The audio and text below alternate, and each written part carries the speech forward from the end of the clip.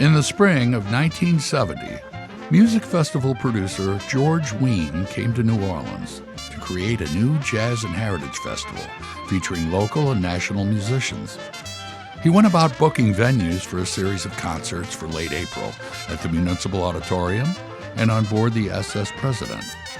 He signed up headliners including Pete Fountain, Duke Ellington, Al Hirt, and some up-and-comers like the New Orleans Modern Jazz All-Stars, which included the young Ellis Marsalis and Johnny Vodakovich.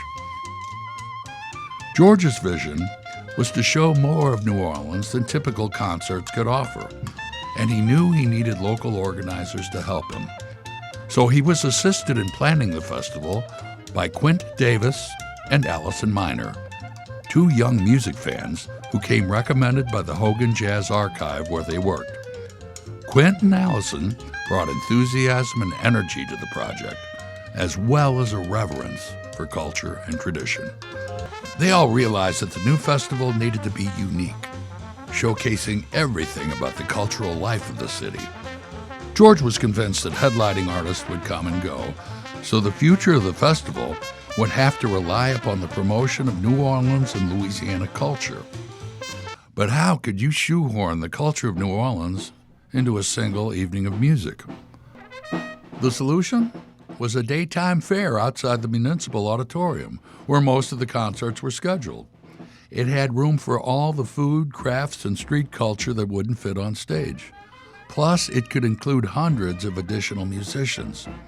It was called the Louisiana Heritage Fair, and it took over the historic Congo Square, which was then called Beauregard Square. The entire fair was an immersive experience. Second lines with brass bands roamed the pathways under the live oaks, and every afternoon, Big Chief Bo Dallas brought Mardi Gras Indians to parade through the grounds.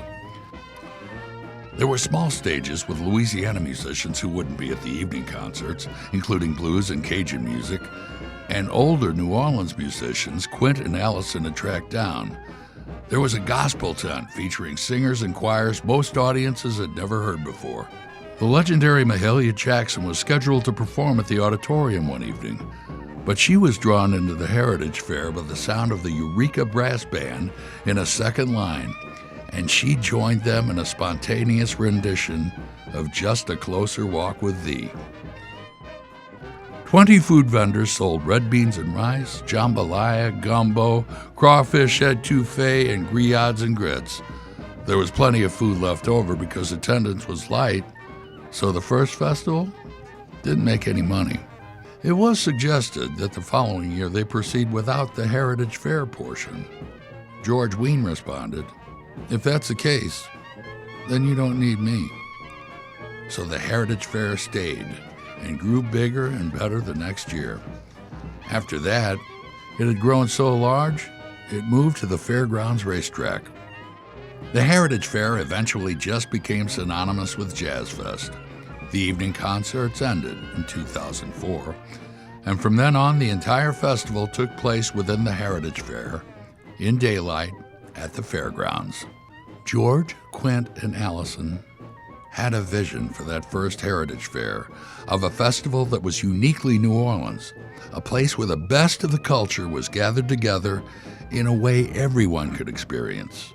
And by sticking to their vision of the Jazz Festival as an incredibly unique celebration, they created a tradition that is now part of the very fabric of the city, known worldwide as the New Orleans Jazz and Heritage Festival. WWOZ's celebration of Jazz Fest at 50 is made possible by the Gold Ring Foundation, the Hellis Foundation, the Remedy Room, the Durbus Foundation, the Ruth U. Fertel Foundation, and the National World War II Museum. Special thanks to the New Orleans Jazz and Heritage Foundation. Check out WWOZ.org for more Jazz Fest at 50.